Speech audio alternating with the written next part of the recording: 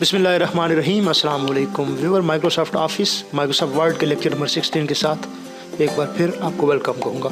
Viewer, आज के इस लेक्चर में हम क्या सीखने वाले हैं, सबसे पहले माइक्रोसॉफ्ट वर्ड पे चलते हैं और देखते हैं।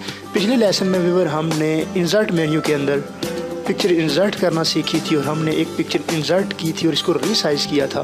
तो व्यूअर, आज हमने बात की थी कि आज के इस लेसन में, आज के इस लेक्चर में हम इसी लेक्चर को आगे बढ़ाते हुए पिक्चर के बारे में मज़ीद जो प्रॉपर्टीज़ हैं पिक्चर की, उसके हवाले से डिटेल से डिस्कशन करेंगे। क्योंकि जब हम पिक्चर इंसर्ट करते थे तो पिक्चर की स्पेसिफिक प्रॉपर्टीज़ अपीयर होती थी, जो तमाम प्रॉपर्टीज़ पिक्चर के फॉर्मेट से ताल्लुक़ रखती थी, पिक्चर की फॉर्मेटिंग से ताल्लुक़ रखती थी। इसलिए हमने आज की इस वीडियो में हम पिक्चर की फॉर्मेटिंग के हवाले से डिस्कस करेंगे और देखेंगे कि पिक्चर को हम किस तरह मज़ीद बेहतर कर सकते हैं अपने डॉक्यूमेंट के अंदर। और इस पिक्चर को मैं नहीं छेड़ूंगा, एक नई पिक्चर इंसर्ट करूँगा इस डॉक्यूमेंट में किसी स्पेसिफिक लोकेशन पे।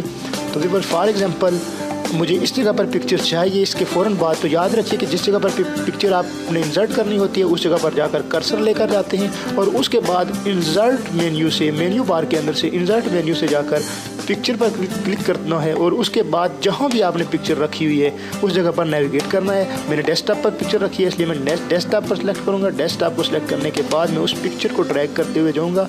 जिस पिक्चर को मैंने यहाँ इंपोर्ट करना है या इंसर्ट करना है उसको जाकर यहाँ से क्लिक करूँगा और क्लिक करने के बाद इंसर्ट के बटन पर क्लिक करूँगा। तो इस तरह आपने देखा कि आप अपने डॉक्यूमेंट के अंदर आप पिक्चर इंसर्ट नज़र आ रही है। मेरे डॉक्यूमेंट के अंदर आपको पिक्चर इंसर्ट नज़र आ रही है। व्यूअर, ये पिक्चर बिल्कुल ऐसी नहीं है जिस तरह मैं चाहता हूँ। मैं इसकी फॉर्मेटिंग करूँगा अपने एतबार से, अपने हिसाब से मैं इसकी सेटिंग करूँगा, इसे छोटा करूँगा। और इसके लिए मैंने देखा जब मैंने पिक्चर इंसर्ट की तो मेरे मेन्यू बार के अंदर एक मेन्यू का इजाफा हुआ जिसका नाम फॉर्मेट है और इस सारे के सारे मेन्यू का ताल्लुक पिक्चर से है। अगर आप इसको गौर से देखेंगे तो इस सारे मेन्यू में आपको पिक्चर से रिलेटेड ही चीज़ें मिलेंगी। इससे साबित होता है कि ये मेन्यू पूरे का पूरा, ये मेन्यू बटन जो है ये पूरे का पूरा पिक्चर की फॉर्मेटिंग से रिलेटेड है। व्यूअर, इसमें पहला तरीकाकार, मैं पिक्चर को छोटा करना चाह रहा हूँ। तो पिक्चर को छोटा करने के लिए मैंने क्या करना था, पिक्चर को छोटा करने के लिए पहले जो डिस्कशन हुई थी, पिक्चर को छोटा करने के लिए हमने ये काम किया था कि हम इसके कॉर्नर से जाकर इसे छोटा कर रहे थे। लेकिन चूँकि हम अब पिक्चर की फॉर्मेटिंग सीखने जा रहे हैं तो हम लीगल तरीका यूज़ करेंगे पिक्चर को रीसाइज़ करने के लिए। तो आपने जब पिक्चर पर क्लिक किया तो आप देख रहे हैं कि आपकी विंडो के राइट साइड पर आप पिक्चर का साइज़ एनालाइज कर रहे हैं, जिसमें पिक्चर के साइज़ में आप देख रहे हैं कि पिक्चर का साइज़ यहाँ पर आपको लिखा नज़र आ रहा है। इसी तरह यह विड्थ और हाइट की सूरत में आपको लिखा नज़र आ रहा है। आप यहाँ से अपनी मर्ज़ी से जिस तरह की विड्थ एंड हाइट आप देना चाहते हैं इस पिक्चर को वो दे सकते हैं। फॉर एग्जांपल, मैं इस पिक्चर की विड्थ जो है, मैं इसकी जो हाइट है वो 2 इंच देना चाह रहा हूँ। ये सारी चीज़ें इंचज़ में होती हैं और इसकी जो विड्थ है वो मैं 3 इंच देना चाह रहा हूँ। तो इस तरह जब मैं क्लिक करूँगा तो पिक्चर उस हाइट और विड्थ के एतबार से सेट हो जाएगी।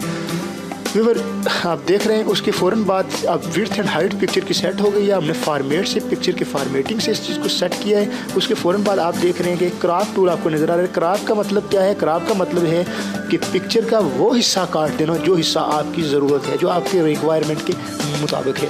इसको हम यूज़ करते हैं, देखते हैं कि क्रॉप टूल किस तरह काम करता है। सबसे पहले क्रॉप को एक्टिवेट कीजिए क्लिक करते हुए और उसके बाद जो हिस्सा पिक्चर का आपको रिक्वायर है उसको यहाँ से सिलेक्ट कीजिए। इस तरह अपने माउस से ड्रैग करते हुए और सिलेक्ट करने के बाद आप जब इंटर प्रेस करेंगे तो जो हिस्सा क्रॉप में लाइटेड होगा, जो हिस्सा रोशन हिस्सा होगा वो आपका बकिया रह जाएगा, जबकि बाकी हिस्सा जो डार्कर होगा वो सारा का सारा डिलीट हो जाएगा, यानी क्रॉप हो जाएगा। जब मैं इंटर करूँगा तो आपने देखा बिल्कुल ऐसे ही हुआ।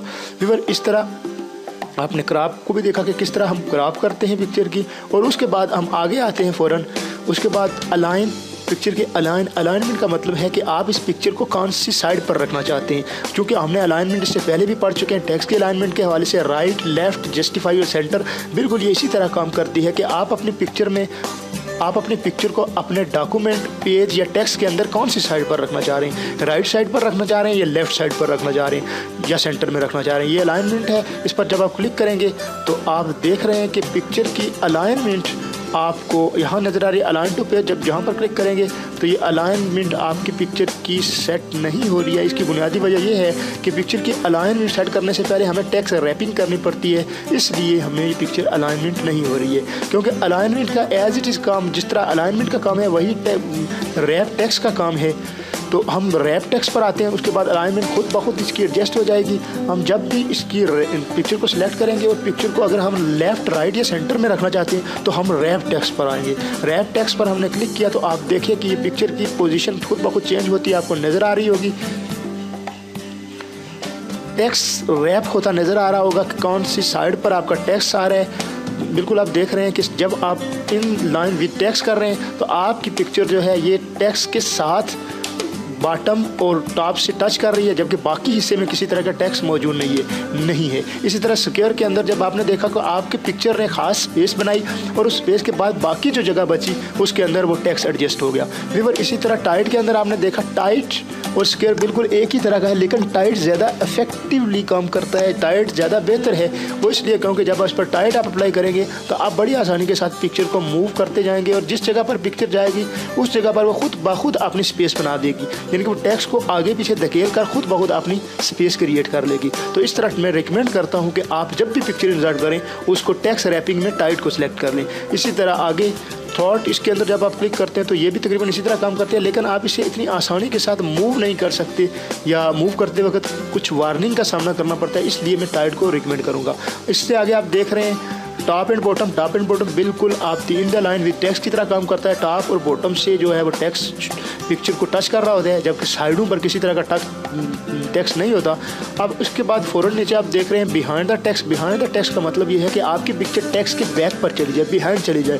तो अगर आप इस पर करेंगे आप देख सकते हैं जब मैंने इस पर क्लिक किया है तो आपकी पिक्चर के ऊपर आपको टेक्स्ट लिखा हुआ नज़र आ रहा है, क्योंकि ये प्रॉपर्टी यही काम करती है कि आपको पिक्चर को पीछे धकेल देती है और जो टेक्स्ट मौजूद होता है आपके डॉक्यूमेंट के अंदर उसको फ्रंट पे ले आती है। इन द फ्रंट का मतलब यह है कि जो टेक्स्ट है वो पीछे चला जाए और पिक्चर आपकी उस टेक्स्ट के ऊपर आ जाए, यानी टेक्स्ट जो लिखा हुआ है वो सारे का सारा ख़त्म हो जाए। तो इस तरह व्यूअर मैं रिकमेंड करता हूँ कि इस टेक्स्ट रैपिंग के अंदर से आप यहाँ से टाइट को सिलेक्ट कर लिया कीजिए, क्योंकि ये ज़्यादा अच्छे तरीके से काम करता है। व्यूअर इसको सिलेक्ट करने के बाद आप अपनी पिक्चर को किसी भी पोजीशन पर बड़ी आसानी के साथ ड्रैग एंड ड्रॉप करके रख सकते हैं। फॉर एग्जांपल मैं पिक्चर को राइट साइड पे रखना लेफ्ट साइड पे रखना चाह रहा हूँ तो इस तरह मैं इस तरह पिक्चर को यहाँ पर एडजस्ट कर सकता हूँ।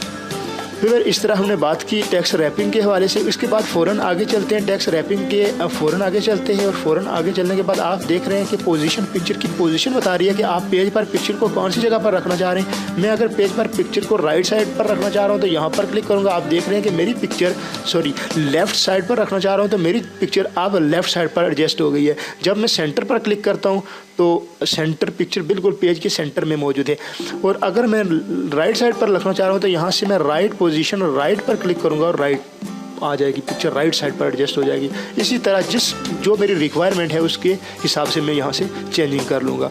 व्यूअर इस तरह आप पिक्चर की पोजीशन को चेंज कर सकते हैं। और उसके बाद व्यूअर हम चलते हैं ब्रिंग टू बैकवर्ड या ब्रिंग टू फॉरवर्ड या ब्रिंग टू फ्रंट। ये कब काम करते हैं? ये उस वक्त काम करते हैं जब आपकी दो पिक्चर्स हों। फॉर एग्जांपल आपने दो पिक्चर इंसर्ट की हुई हैं और आप चाहते हैं कि जो पहले नंबर वाली पिक्चर है वो फ्रंट पे आए जबकि दूसरे नंबर वाली पिक्चर बैक पर आए, तो उस पिक्चर को सिलेक्ट करने के बाद आप इसमें से किसी एक को क्लिक करेंगे तो वो उस पर इम्प्लीमेंट हो जाएगी। व्यूअर इस तरह ये चीज़ें हमने डिस्कस की। सेंड बैकवर्ड ये भी इसी तरह काम करता है। ये चीज़ें हमने डिस्कस की। रोटेट क्या चीज़ है व्यूअर? रोटेट भी साथ देख लेते हैं। रोटेट आप पिक्चर को किसी भी एंगल के साथ रोटेट करना चाह रहे हैं तो आप पिक्चर को सिलेक्ट करने के बाद उसे किसी भी तरह रोटेट कर सकते हैं। यहाँ रोटेशन 90 डिग्री में करना चाह रहे हैं, 180 पे करना चाह रहे हैं, फ्लिप वर्टिकल करना चाह रहे हैं या फ्लिप हॉरिजॉन्टल करना चाह रहे हैं, किसी भी लोकेशन पर आप इसको रोटेट भी बड़ी आसानी के साथ कर सकते हैं। तो व्यूअर इस तरह आज हमने पिक्चर की प्रॉपर्टी के बारे में डिस्कस की। फॉर्मेट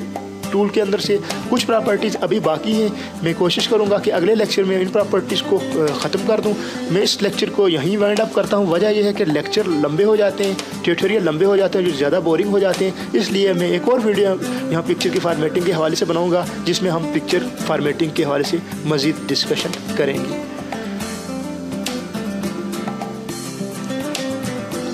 व्यूअर अब अगर आपको आज के सबक में किसी भी तरह का कोई क्वेश्चन है तो आप हमसे क्वेश्चन पूछ सकते हैं। इंशाल्लाह मैं कोशिश करूंगा कि आपके क्वेश्चन का जवाब दे सकूं। और क्वेश्चन पूछने के लिए आप फेसबुक चैनल को विज़िट कर सकते हैं, एड्रेस आपके सामने मौजूद है। हमारी वेबसाइट को विज़िट कर सकते हैं और साथ ही साथ आप हमारे यूट्यूब चैनल को भी सब्सक्राइब कीजिए ताकि हमारी लेटेस्ट वीडियो जो हम अपलोड करते हैं वो जल्द से जल्द आप तक पहुँच सके। अपना बहुत सारा ख्याल रखिएगा, दुआ में याद रखिएगा। अल्लाह हाफिज़।